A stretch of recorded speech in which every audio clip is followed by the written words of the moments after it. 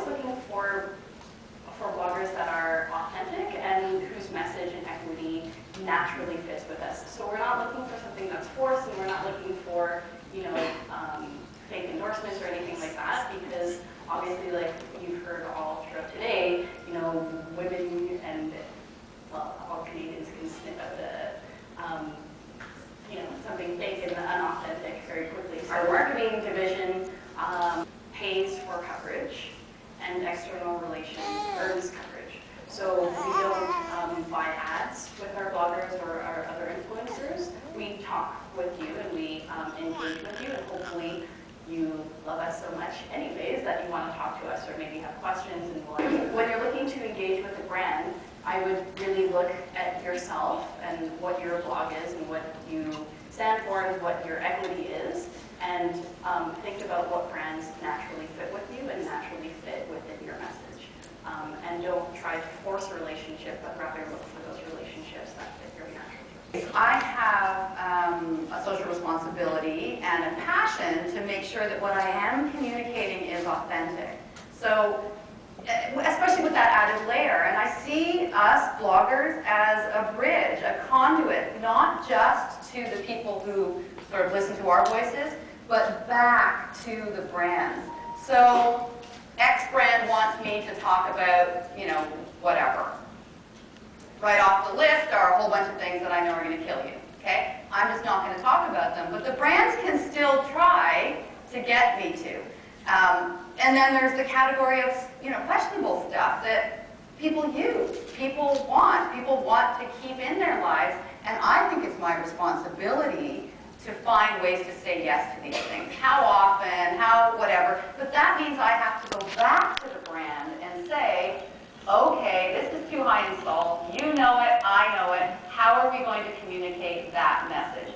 Will you allow me to say, we know this is too high in sodium, we're working on it, where if yes, let's move forward. If no, I'm not the girl for you. So it's an interesting place where we get to use that responsibility, right, both ways. And this is a 2-for-1 deal. She's not just going to talk about our brand, she's actually going to give us some useful feedback, funneling all of this information backward. And I'm finding that to be really gratifying, being in this space, as opposed to being a talking head.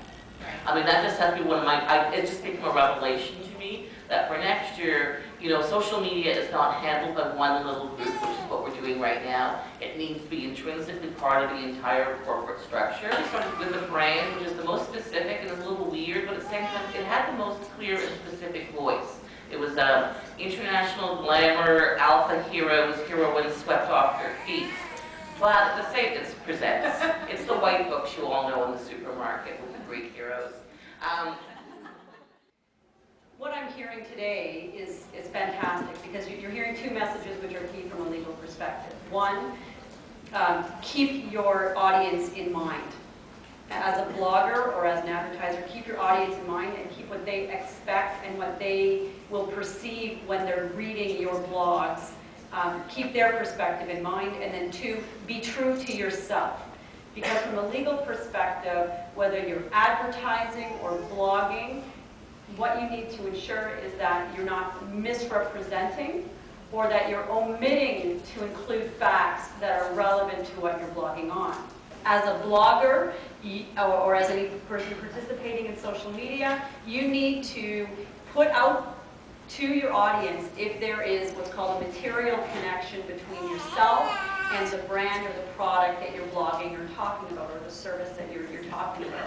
What constitutes a material connection will depend on the circumstances, will depend on a variety of things. But generally you're looking at, have you received payment? If you have, absolutely, you need to disclose it. If you've received products, it depends. Is this a one-time? Was this free? Does everybody get a free product? Do you have an ongoing agreement with the brand or the advertiser? Those are things you need to think about.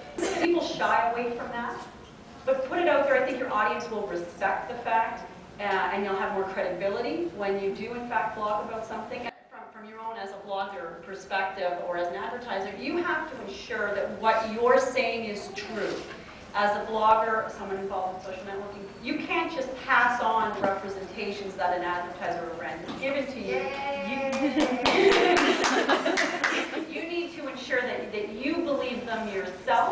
if there's some sort of, I'm going to say allegation, or if there's some sort of assertion that something, that a product or a service does something, then you need to ensure that you have a true and reasonable belief that that's in fact what the product or service will do before you can put that out there. So what I will say is in Canada, you're going to look at your CMA, your Canadian Marketing Association. They've got a code of ethics.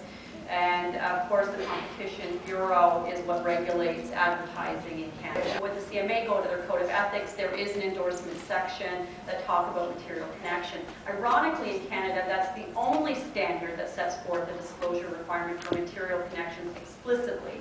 The Competition Bureau has long-standing the Competition Act, which includes a section that talks about misrepresentation, and omitting a fact could constitute a misrepresentation.